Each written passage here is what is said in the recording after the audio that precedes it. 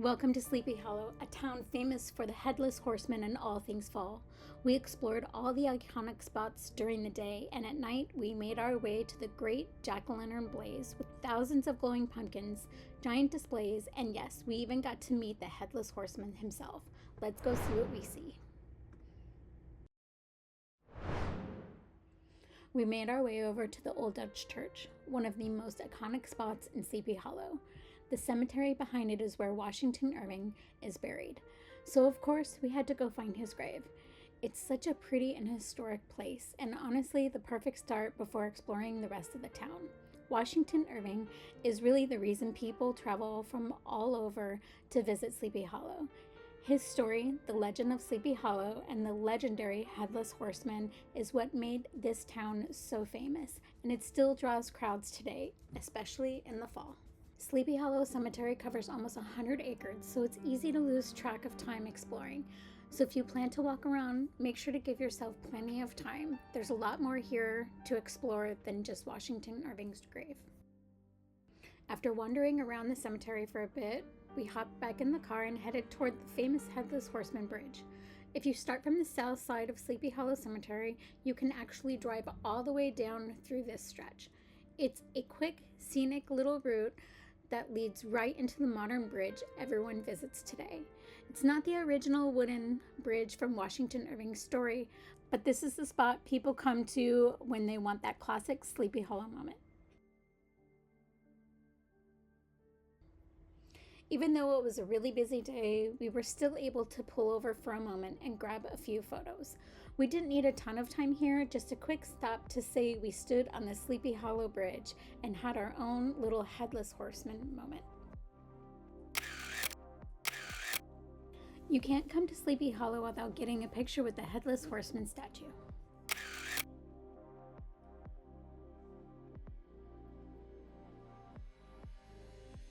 From Sleepy Hollow, we headed just a couple minutes down the road to Tarrytown.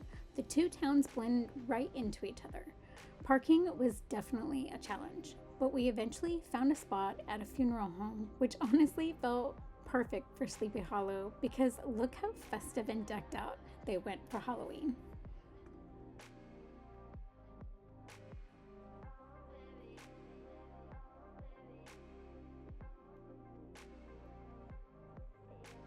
We took a quick walk from where we park and made our way into the heart of town, just soaking in the fall leaves and all the Halloween decorations. We definitely don't get scenery like this in Arizona. We stopped at the Sleepy Hollow sign for a quick photo because how can you not? We also passed by Sleepy Hollow High School. Tell me that wouldn't be the coolest mascot to have. Imagine the Headless Horseman riding out onto the field. So iconic. The whole area goes all in for Halloween. Even the fire station was decked out.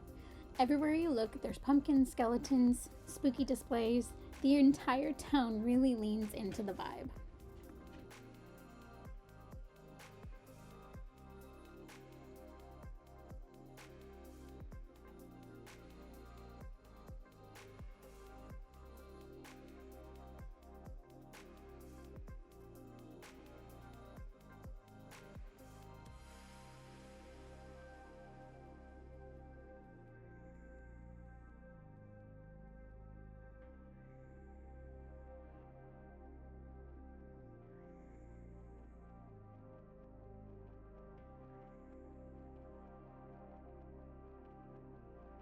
After wandering around and soaking in all the Halloween vibes, we decided to grab a quick bite and stopped for some pizza. Nothing fancy, just a cozy little break before heading to our next stop.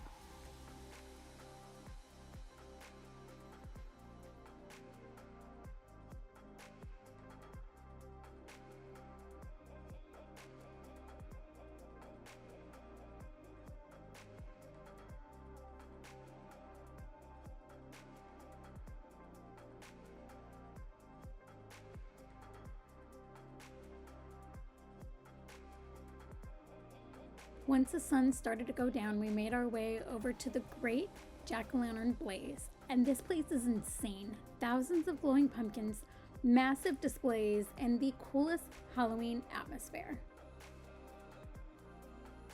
If you've never been, the Great Jack-O-Lantern Blaze is a walkthrough event with over 7,000 illuminated and hand-carved jack-o'-lanterns.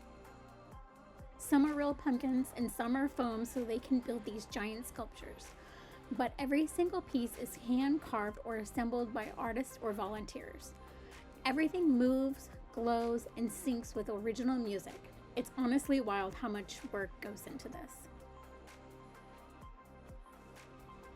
Our tickets also included a stop at the Headless Horseman's Hideaway, basically a little private bar area where you can hang out with the Headless Horseman himself. And yes, kids are totally welcome.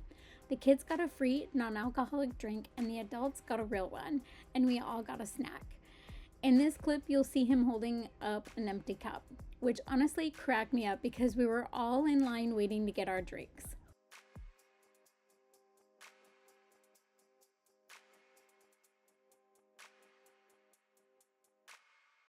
We grabbed our drinks and our snacks and headed over to an empty table to enjoy them. At this point, I actually spilled my drink all over the place, and he was kind enough to get me another one, even though, he technically can't see me. We grabbed a few photos with him before heading back out to finish the blaze.